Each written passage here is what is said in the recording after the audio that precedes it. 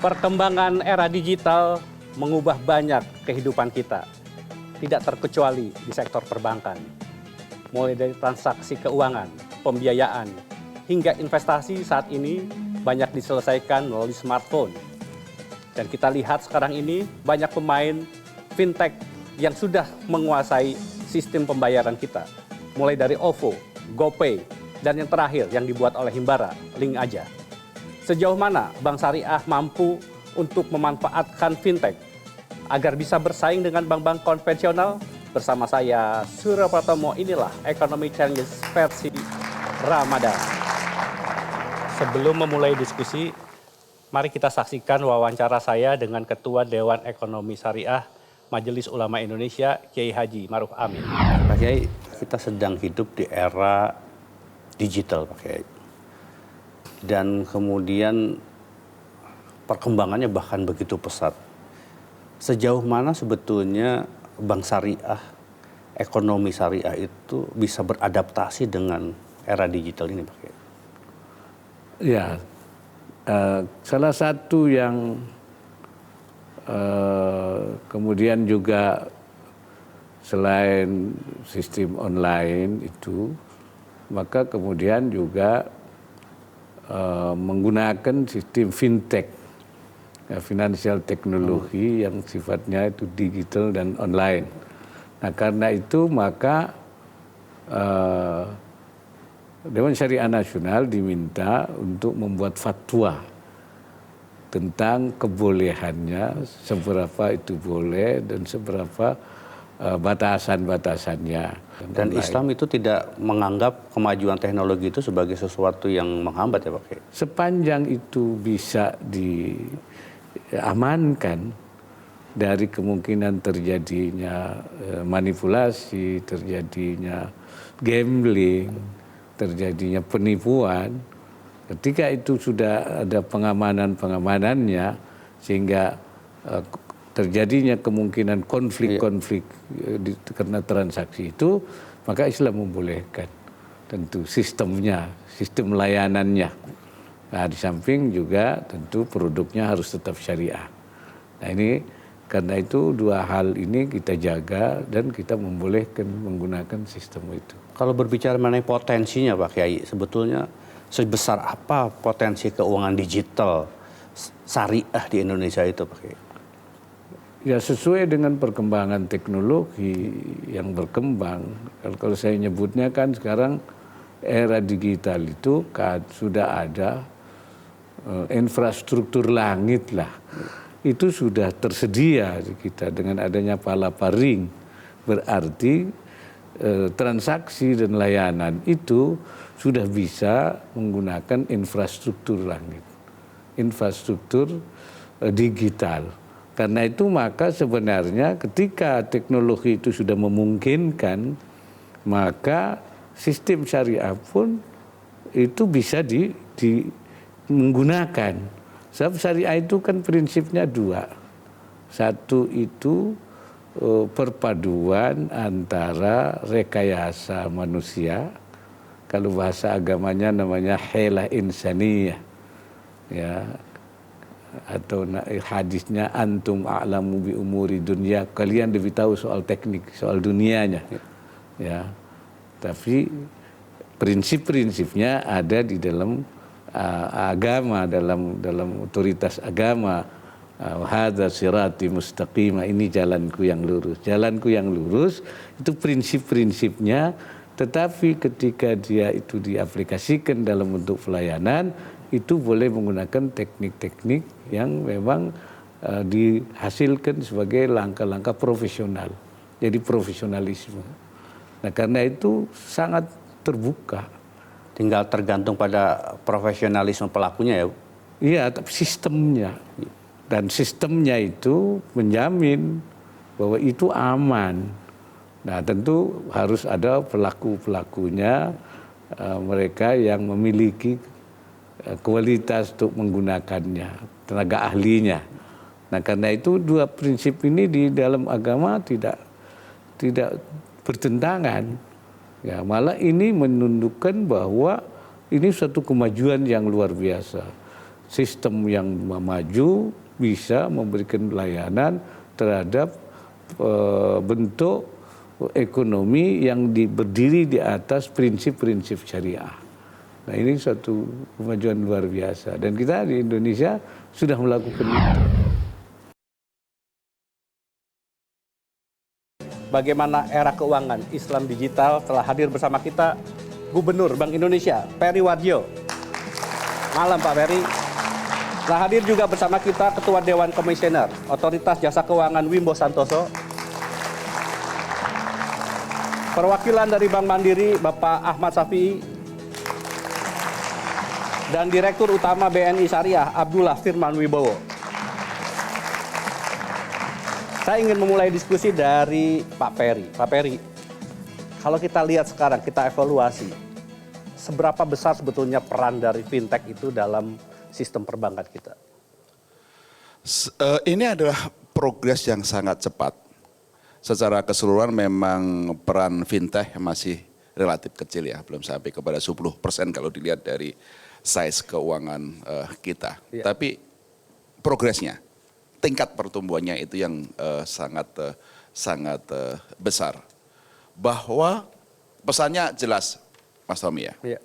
Bahwa ekonomi dan keuangan digital adalah suatu perkembangan yang memang akan sangat cepat sekarang dan ke depan dan akan merubah bagaimana perbankan dan juga dunia keuangan harus meresponnya di dalam melakukan fungsi intermediasi bagi ekonomi kita. Jadi sebuah keniscayaan yang harus kita terima. Saya kira ya itu keniscayaan. Masalahnya, tantangannya saya kira adalah bagaimana kita bisa memanfaatkan berbagai banyak peluang ekonomi keuangan digital itu bagi kemajuan ekonomi kita, termasuk kemajuan ekonomi dan keuangan syariah. Kami di Bank Indonesia dalam Tarhib Ramadan meluncurkan penggunaan QR Indonesian version dalam pengelolaan zakat. Bahwa membayar zakat sekarang juga bisa melalui dengan menggunakan QR. Dan itu bisa dilakukan kapan saja, di mana saja, dalam jumlah berapa saja. Itu salah satu contoh dan tentu saja banyak peluang-peluang yang harus kita manfaatkan untuk dunia perbankan dan keuangan syariah. Baik. Pak Wimbo, apa yang disampaikan oleh Pak Peri tadi, kita ingin lihat di dalam prakteknya. Kita selalu sekarang dihadapkan kepada dua bank konvensional dan bank syariah. Kalau dari sisi OJK sendiri melihat, bagaimana sebetulnya bank syariah bisa kemudian catch up dengan fintech sekarang ini? Syariah itu mempunyai kesempatan yang sama. Ya, tinggal bagaimana proses pengakuan bahwa produk itu bisa dikategorikan syariah, di mana itu ada prosedur yang harus dilalui setiap bank syariah mengeluarkan produk. Itu saja. Dan ini justru perbankan jangan sampai terlambat. Karena ini nanti bisa dikeluarkan oleh non perbankan. Produk-produk yang kaitannya dengan fintech ini justru yang gerak, yang maju.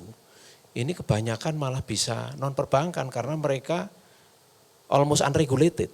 Ya, kalau perbankan banyak sekali regulasinya. Sehingga perbankan ini jangan dianggap enteng ini. Ya. Khawatirnya justru kalah cepat. Ya. Nah ini bagus, namun demikian harus kita pikirkan bagaimana masyarakat tidak mengalami kerugian. Ya. Kepentingannya kita proteksi. Ya. Dan ini diantaranya kita minta mendaftar itu diantaranya untuk itu. Ya. Dan apabila tidak terdaftar pasti itu resikonya besar. Sejauh ini compliance-nya seperti apa? Sekarang ini jumlahnya cukup besar ya. Tapi yang terdaftar pada kita ya, yang khusus lending ya, yang P2P lending itu hanya 106. Yang kita tutup akumulasinya sudah 803 ya. Jadi lebih besar yang kita tutup. Ya. Tapi ini kan platform, kita tutup malam pagi buka. Ya. Kita tutup pagi malam buka. Ya, jadi ini ayo adu siapa yang bosan duluan aja. Ya. Jadi dan ini juga pasti resikonya lebih gede dari resiko yang lending yang diberikan oleh perbankan, jelas. Karena ini ya kita tidak bisa melakukan due diligence borrowernya. Ya. Tukang jamu gendong di Wonogiri gimana, kita mau ke Wonogiri ngecek ada enggak bisa. Nah tapi ini kan platform ini enggak bisa kita cegah. Jadi saya setuju dengan Pak Gubernur bahwa ini platform ini mau enggak mau kita harus hidup dengan dia. Ya. Enggak bisa kita cegah ya.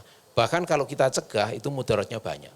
Nah tapi kita minta terdaftar, lantas dia harus janji melakukan komplain kepada kode etik ya, yang tadi kita untuk melindungi konsumen. Dengan demikian nanti kita pelan-pelan tentunya akan kita lakukan perbaikan-perbaikan. Baik, saya ingin Pak Firman sebagai pelaku sendiri di BNI Syariah sendiri, sejauh mana kemudian fintech sudah diterapkan? Tentu ini berhubungan dengan masalah risiko. Jadi kenapa pertumbuhan fintech sangat cepat sekali sementara pertumbuhan perbankan terutama di syariah tidak secepat itu karena ada masalah risiko. Kalau di perbankan syariah tentu manajemen risikonya jauh lebih mature dibandingkan dengan fintech itu sendiri. Apakah itu di sisi funding atau peer-to-peer lending di sisi aset ataupun dari sisi crowdfunding. Oleh karena itu saya melihat ke depan tentu harus kerjasama dengan fintech, berkolaborasi, bukan bersaing. Nah, BNI Syariah sudah banyak melakukan kerjasama dengan beberapa fintech. Kebanyakan di bidang yang mana Pak? Transaksi keuangan, pembiayaan, investasi? Saat ini memang kita lebih banyak bergerak dari sisi transaksional. Ya, transaksional itu artinya membantu fintech itu di dalam melakukan transaksi keuangan. Ya. Apakah itu kiriman uang, apakah itu jasa-jasa keuangan. Sementara kalau untuk dari sisi lendingnya, saat ini dari tiket size dari fintech itu biasanya kecil. Sehingga mereka membutuhkan dukungan dari sisi pembiayaan permodalan. Baik. Saya pikir nanti arahnya ke sana. Terima kasih. Baik, nanti saya ingin tanyakan kepada Pak Ahmad Syafiee, seperti apa Bank Mandiri menghadapi, mempersiapkan diri untuk supaya bisa mempunyai level playing field dengan bank konvensional. Jangan kemana-mana, tetaplah di Economic Challenges.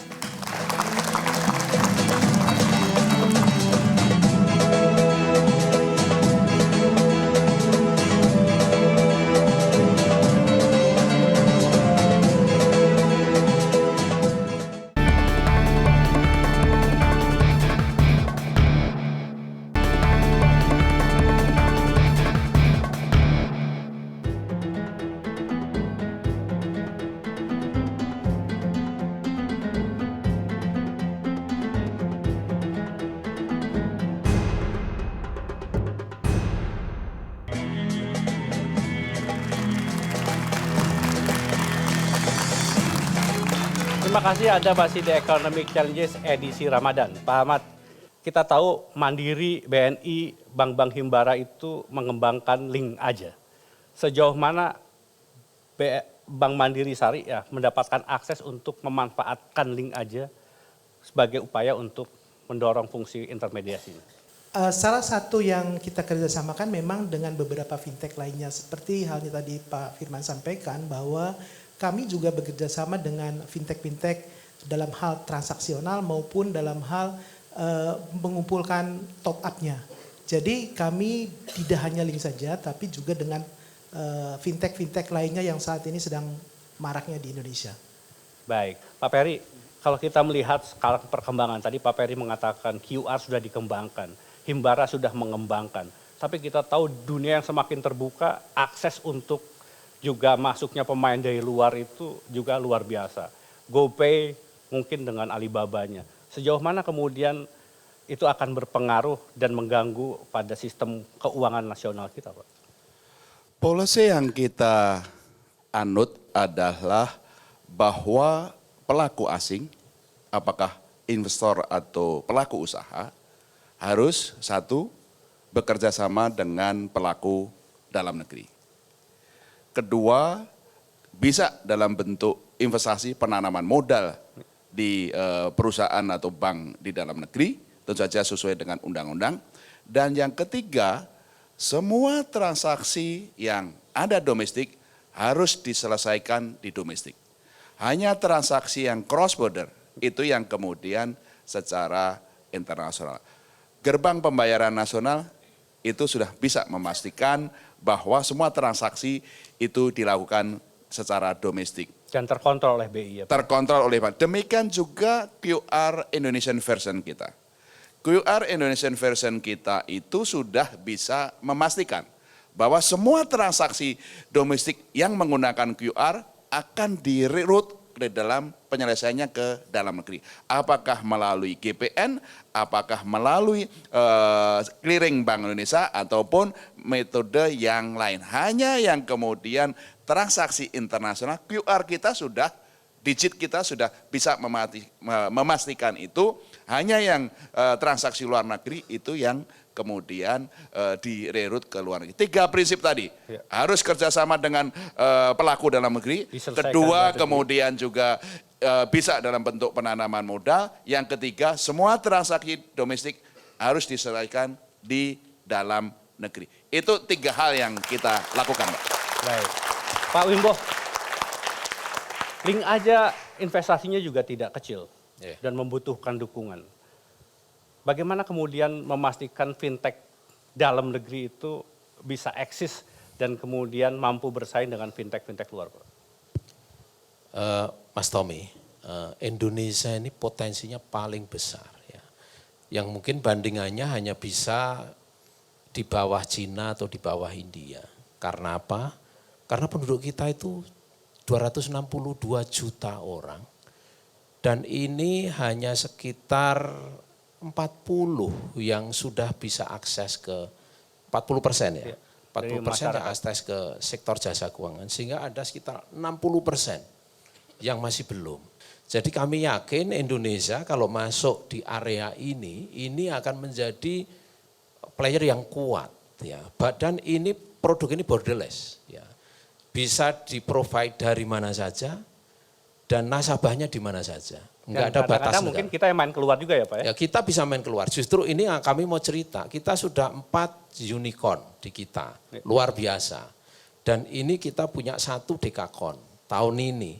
Dan ini mereka sudah mau merambah ke luar. Bukan hanya serving Indonesia, tapi merambah keluar. Dan ini potensinya besar sekali. Dan sekarang ini kalau kita enggak agresif memprovide platform dari dalam negeri, ya akan di-provide oleh player luar negeri. Bahkan kita sekarang ini karena kita punya basis yang kuat di dalam negeri karena customernya besar, kita bisa mempunyai competitiveness yang tinggi untuk keluar. Itulah sebenarnya roadmap ke depan yang kita harapkan yang digitalisasi di sektor jasa keuangan ini. Baik, Pak Firman, bisa tidak diberikan contoh Pak? Financing yang diberikan BNI Syariah yang kemudian bisa membesarkan usaha yang ada di dalam negeri ini Pak? Ya, jadi pada prinsipnya gini, kami ini sudah mengembangkan beberapa produk yang berbasis digital, yang kerjasama dengan beberapa pengembang ya, yang namanya produk kami adalah Wakaf Hasanah. Wakaf Hasanah ini sebetulnya adalah semacam crowdfunding. Kita bekerja sama dengan pengembang digital untuk bagaimana mereka yang akan berwakaf tapi melalui online, melalui digital. Itu yang pertama. Yang kedua adalah kita mengembangkan yang disebut dengan produk Hasanah Lifestyle. Ini mendorong transaksional berbasis digital yang tadi kami sampaikan. Karena sekarang transaksi tidak perlu datang ke kantor. Bahkan bisa melalui berbagai macam aplikasi, terutama dengan meng-create yang namanya uang elektronik. Seperti yang dilakukan oleh GoPay. Yang ketiga kita punya yang namanya yang disebut dengan Aku Agen Keuangan Dasana. Ini adalah bagian dari program yang sudah dilakukan oleh OJK, yaitu Laku Pandai. Ya. Jadi kita memberikan layanan kepada daerah-daerah yang remote area dengan menggunakan aplikasi, sehingga aplikasi itu bisa digunakan oleh agen-agen kita yang di daerah remote area. Yang terakhir adalah yang disebut dengan Hasanahku Payment, ini juga uang elektronik. Jadi kami ini sekarang sudah bekerja sama dengan 2 paling tidak. Ya, yang satu terkait dengan peer-to-peer lending, yang kedua terkait dengan financial aggregator. Nah, financial aggregator ini baru. Karena financial aggregator ini nanti akan memprovide data-data terkait dengan mitra-mitra yang akan kita biayai. Pertumbuhannya Ya. berapa persen tuh Pak? Pertumbuhannya sangat pesat sekali. Saat ini pertumbuhannya bisa lebih dari 30%, Pak. Ya. Untuk bertumbuhnya transaksional. Terutama yang sangat berdampak adalah yang terkait dengan masalah payment. Payment ini sekarang sudah banyak dilakukan melalui transaksi yang berbasis digital. Terima kasih. Baik. Pak Ahmad, boleh diceritakan Mandiri sendiri seperti apa Pak dalam pengembangan produk yang telah dilakukan sekarang ini? Pertama adalah perbankan itu sendiri meliputi payment, transaksi segala macam, dan itu memang memberikan pilihan kepada masyarakat sehingga kami hadir hampir di semua pembayaran dan itu memberikan keleluasaan bagi nasabah untuk melakukan transaksi melalui syariah. Yang kedua, kami juga sebagai bank syariah juga fokus pada memberikan layanan yang bersifat ibadah. Dalam hal ini mobile banking kami juga dilengkapi dengan hal-hal yang sifatnya keagamaan. Misalnya infak. Infak kami itu syukur alhamdulillah bahwa dengan metode mobile banking yang diberikan itu tumbuh 2 kali lipat.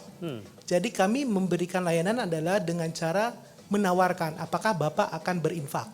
Maka kebanyakan dengan adanya metode tersebut otomatis pada umumnya mereka setiap melakukan transaksi juga akan melakukan infak dan ini tumbuhnya luar biasa.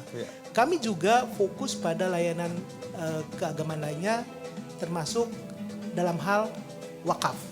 Kami memiliki Jadi Berkah ID namanya dan itu menjadi rencana kami untuk lebih memasarkan lebih luas lagi wakaf online-nya. Baik. Demikian. Baik, nanti kita akan lanjutkan. Saya ingin tanya Pak Wimbo, Pak Peri, inovasi apa lagi yang perlu kita kembangkan supaya fintech ini semakin memperkuat kehadiran Bank Syariah di Indonesia. Tetaplah bersama kami di Economy Changes edisi Ramadan.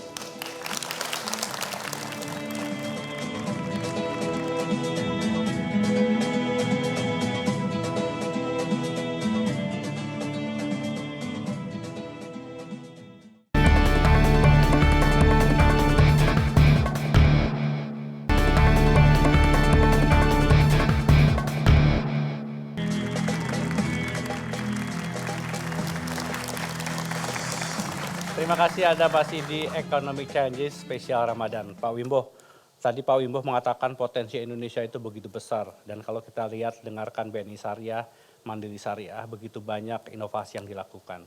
Ke depan apalagi inovasi yang perlu dikembangkan oleh bank-bank syariah yang ada di Indonesia sekarang? Ada beberapa hal untuk masyarakat bisa segera memanfaatkan benefit adanya digital ini, ya, terutama di sektor jasa keuangan. Ya. Yang pertama, tolong produk-produk transaksi-transaksi yang dilakukan ini diperluas sehingga masyarakat bisa semuanya bisa menikmati. Tadi yang data yang kami miliki ya Pak, dari 106 fintech yang terdaftar di OJK. 102 itu konvensional dan hanya 4 yang syariah. Betul, betul. Ini tantangan, bukan berarti kami nggak mendorong. Ayo, apalagi yang bisa kami lakukan agar syariah ini tidak begitu jauh gapnya dengan yang konvensional. Tolong beritahu kami apa yang harus kami lakukan. Baik. Kita buka seluas-luasnya. Karena masyarakat di daerah ini justru kalau kita ditanya, ada nggak yang syariah Pak? Ini adalah tantangan bagi kita semua. Nah sehingga demikian ini gayung bersambut, marilah ayo bagaimana mempercepat proses ini. Baik, Pak Firman, bagaimana itu menanggapi ajakan Pak Wimbo? Ayo beritahu lagi apa yang harus dilakukan. Iya, saya melihat sebetulnya saat ini peluangnya itu banyak dari sisi liabilities atau crowdfunding. Gitu. Sangat mudah sekali apabila kita menggunakan pendekatan syariah. Sebagai contoh misalnya yang tadi saya sampaikan adalah wakaf. Sekarang ini orang beranggapan wakaf itu hanya yang sifatnya fixed asset gitu. Seperti kuburan, seperti masjid itu. Padahal sebetulnya wakaf ini bisa dalam bentuk wakaf tunai yang sifatnya lebih long term. long term purposes gitu. Sehingga dengan adanya wakaf ini dan berbasis digital, maka bisa menjangkau daerah-daerah yang remote sehingga orang bisa berwakaf. Any amount. Sebagai contoh misalnya kami mengembangkan yang namanya wakaf hasanah. Ini dari sisi sumber dananya sangat mudah. Dalam waktu 3 bulan kita bisa sampai 7-8 miliar. Itu pun kita masih belum. Baru mulai lagi ya Pak? Ya, baru mulai dan belum seoptimal mungkin kita gerakkan semuanya. Tergantung kita kerjasama dengan mitra-mitra kita. Nah oleh karena itu produk-produk crowdfunding lainnya barangkali bisa kita optimalkan karena tidak hanya untuk pembangunan katakanlah masjid, tapi juga untuk rumah sakit, untuk pendidikan. Ya, yang kita lakukan rumah sakit berbasis wakaf di Lampung sudah kita lakukan termasuk pelatihan. Kita punya namanya Khadidah Center. Itu bagaimana kita bisa melatih para hafiz. Bagaimana kita menyiapkan mereka untuk pendidikan keterampilan untuk wirausaha. Jadi ini adalah bagian daripada kegiatan yang bisa digarap dari sisi liabilities. Belum lagi nanti dari sisi tadi Pak Wimbo menyampaikan dari sisi asetnya, yaitu dari peers to peers lending. Cuman tiket size-nya masih kecil, sehingga kita harus perlu adanya kolaborasi dengan bank atau mitra-mitra lain sehingga bisa mendorong kekuatan permodalan dari fintech itu sendiri. Terima kasih. Pak Peri, tetap faktor risiko itu harus menjadi pertimbangan. Inovasi perlu kita lakukan, antisipasi terhadap risiko juga harus kita lakukan. Apa pesan yang ingin disampaikan Bank Indonesia khususnya dalam inovasi yang dilakukan oleh teman-teman seperti BNI Syariah maupun Mandiri Syariah? Bahwa peluang dari ekonomi keuangan digital itu betul. Inovasi harus seimbang dengan mitigasi risiko. Bagaimana caranya? Satu, kalau yang terkait dengan peer-to-peer lending atau apapun yang terkait dengan sisi asetnya, dari sisi financingnya, perlu kita kembangkan apa yang kita sebut credit scoring. Yang kalau di perbankan memang sudah ada, apakah dulu namanya kredit biro maupun yang lain. Tapi di dunia fintech ini harus kita kembangkan kredit scoring. Sistem scoring juga Ya, ya Pak? scoring dari kredit sehingga tingkat kelayakan dari proyek yang dibiayai, apa yang kecil, terutama yang kecil-kecil itu bisa dilihat. Yang kedua harus mulai dibuka keterbukaan informasinya. Yang kita sebut kalau di negara lain yang kita sebut open finance. Jadi kalau ada suatu produk itu sudah berlaku, itu tentu saja informasi mengenai produk, mengenai nasabah itu juga terbuka, dapat diakses oleh pelaku lain. Yang ketiga saya kira dari Pak Wimbo, OJK dan kami selalu menekankan manajemen risiko bagi apakah perbankan syariah atau fintech yang kemudian mendapat license. Apakah dari OJK terkait dengan peer-to-peer lending, crowdfunding, atau dari kami mengenai payment system. Penekanan manajemen risiko kepada lembaga ini menjadi penting. 3 hal tadi, perlunya credit scoring, perlu ada keterbukaan informasi, open, sistem open finance. Yang ketiga, penerapan manajemen risiko kepada lembaga keuangannya. Baik. Itu saya.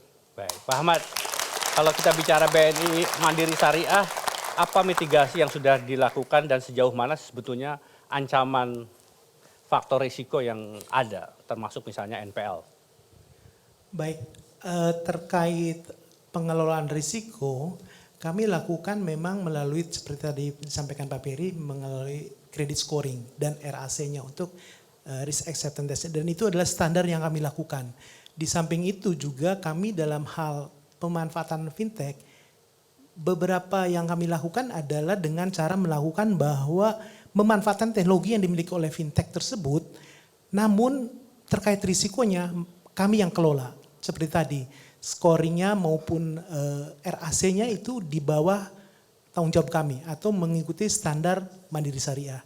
Itulah upaya kami untuk memitigasi risiko terhadap fintech.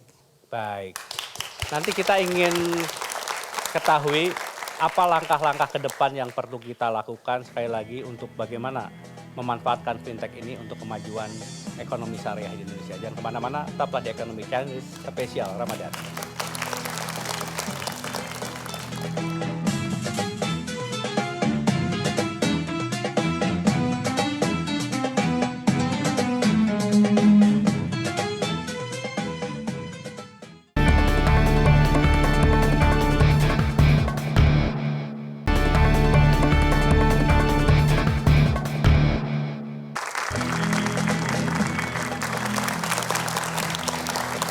Kita di bagian terakhir dari diskusi kita malam hari ini, kita ingin tahu apa ke depan yang perlu kita lakukan. Peluang yang tersedia begitu lebar dan kemudian dengan masyarakat penduduk muslim yang begitu besar, Indonesia memang merupakan pasar yang luar biasa. Saya ingin mulai dari Pak Firman. Pak Firman, apa yang perlu kita lakukan ke depan untuk membuat bagaimana peluang yang ada di depan mata ini bisa kita optimalkan? Baik Mas Tommy, saya melihat ada 3 hal. Dengan adanya perkembangan digital yang luar biasa. Pertama adalah pastinya masalah SDM. Karena saat ini dominasi generasi milenial ini sangat dekat sekali dengan perkembangan teknologi, perkembangan digital. Oleh karena itu SDM harus kita enhance, harus kita building capacity. Yang kedua adalah ini masalah IT investment. Tetap kita harus memikirkan IT strategic planning ke depan untuk jangka panjang. Karena IT ini akan berdampak jangka panjang. Oleh karena itu memang harus menyiapkan dari sisi investasi. Ya. Apapun dan bagaimana caranya, keuntungan itu harus ada alokasi untuk investasi jangka panjang. Nah yang ketiga ini adalah masalah culture. Behavior juga akan berubah. Yang tadinya orang sering ke bank, sekarang nggak perlu ke bank. Yang tadinya orang sering ketemu dengan customer service, sekarang ketemu dengan aplikasi. Oleh karena itu, bicara mengenai culture tidak lepas dari masalah risiko. Ini yang namanya risk awareness, risk attitude gitu. Itu sangat diperlukan sekali karena teknologi ini sangat dekat sekali dengan yang dinamakan dengan risiko operasional. Nah oleh karena itu tentu ke depan harus berkolaborasi antara fintech dan perbankan itu sendiri. Karena fintech itu mau tidak mau harus banyak berbenah terutama dari sisi manajemen risiko. Baik, terima kasih. Terima kasih Pak Firman. Pak Ahmad, tadi Pak Wimbo juga sudah menyampaikan apa yang dibutuhkan lagi oleh Bank Syariah khususnya untuk regulator supaya kemudian bisa lebih cepat lagi perkembangannya. Apa yang bisa disampaikan Pak Ahmad? Kami berharap bahwa ke depan mengenai izin dan segala macam itu mungkin dari sisi kesyariahan kami berharap dapat diberikan kelonggaran dalam hal misalnya kesesuaian dengan fintech. Maksud saya adalah misalnya dunia fintech hal tersebut sudah dilakukan. Maka kami berharap juga pada saat audiensi itu bisa diberikan keleluasaan kami dalam mengeksplor teknologi. Walaupun saat ini kami dalam hal ini berdiskusi cukup intens dengan baik Bank Indonesia maupun OJK, ke depan kami akan terus lagi karena kami menyadari di dunia syariah, mandiri syariah, memang fokus pada bagaimana kami bisa menyediakan layanan digital seperti halnya pada bank-bank konvensional. Kami ingin menyetarakan bahwa kami mampu memberikan layanan syariah secara full kepada nasabah. Sehingga nasabah betul-betul merasa bahwa syariah bisa diandalkan dalam memenuhi kebutuhan layanan perbankannya. Tapi fintech sama syariah tidak bertentangan kan?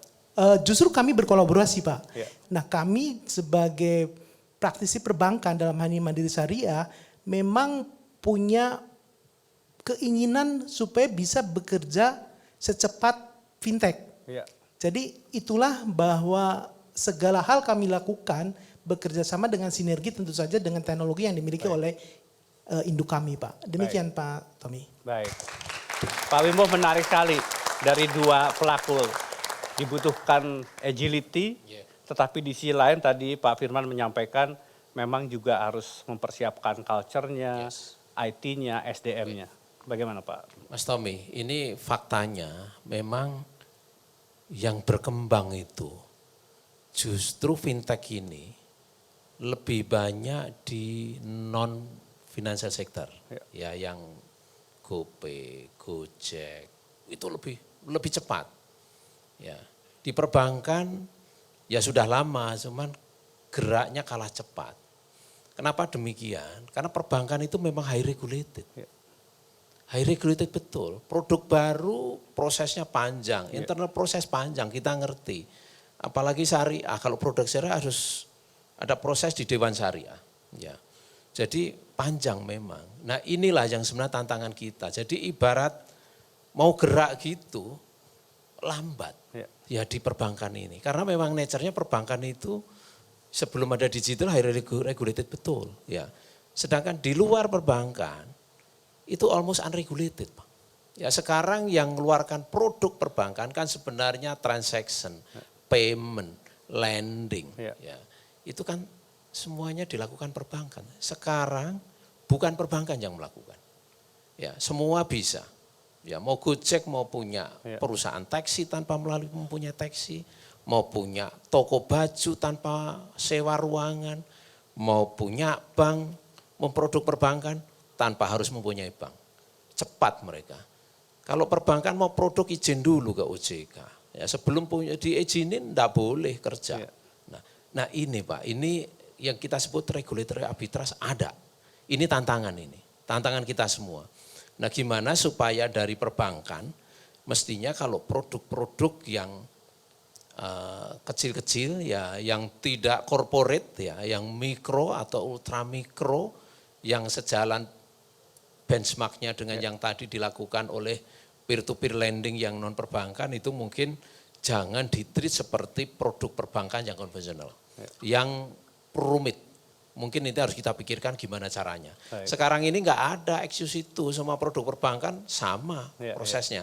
Dan juga mosok nanti peer-to-peer yang perbankan dihitung kolektibilitasnya sama kolektibilitas yang kredit biasa. Beda. Nah jadi nanti platformnya apakah memang harus itu dilakukan oleh bisnis unit tersendiri yang terpisah dari proses itu menjadi pemikiran kita. Ataukah itu melalui subsidiary yang tentunya di-treat tersendiri. Nanti kita bisa bicara. Nah di lain pihak ini yang non-financial sector, ini gimana? Apakah memang harus dibiarkan begitu? Itu yang memprovide bukan lembaga keuangan. Itu PT ya, yang bisa mengeluarkan produk-produk seperti produk perbankan. Apakah memang demikian? Ataukah harus kita berpikir? Nah, jadi ini regulatory arbitrage-nya cukup kencang. Nah ini kita kebetulan di MES, ini wadah yang bagus untuk kita berdialog dan berdiskusi. Kebetulan saya ketua MES Mas Tommy. Ya kami sediakan, marilah kita berdiskusi ke depan gimana. Supaya ini kalau kita bikin begini ya perbankan bukan hanya syariah. Bank konvensional pun bisa lambat dibandingkan dengan non-bank ini. Nah ini mungkin tantangan kita ke depan Pak. Kita berdiskusi. Pak Peri, memang ada opportunity, ada masalah.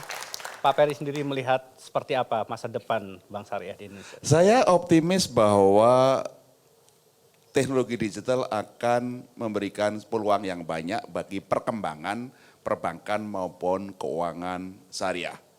Kuncinya 4 hal ini, dan ini adalah arah kebijakan Bank Indonesia. Bank Indonesia akan terus mendorong bagaimana perbankan syariah bisa beradaptasi dan kemudian memanfaatkan ekonomi keuangan digital. 1, bahwa tadi dari Pak Firman dan juga Bank Syariah Mandiri harus mempercepat transformasi digital perbankannya. Harus mengembangkan apps maupun yang lain, karena ini harus Yang kedua, kolaborasi dengan fintech non-bank. Ya, kedua-duanya itu bisa komplementer. Yang ketiga, kami dari Bank Indonesia akan mendukung inovasi. Regulatory sandbox kami mendukung inovasi. Yang keempat, jangan lupa, hanya di perbankan keuangannya. Kita harus juga mengembangkan ekonomi syariahnya melalui digital.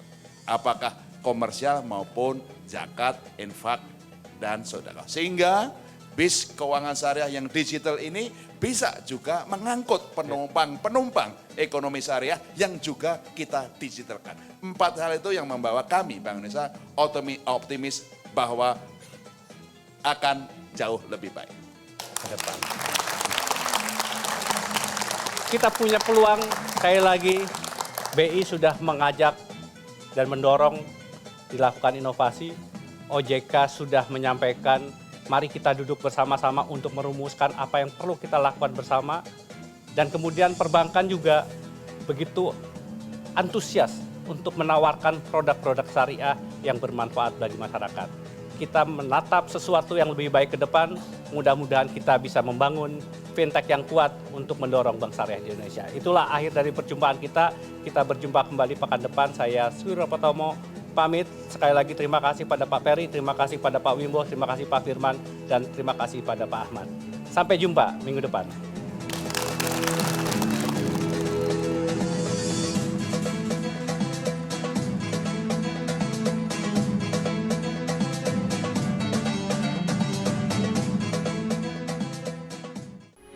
Metro TV, knowledge to elevate.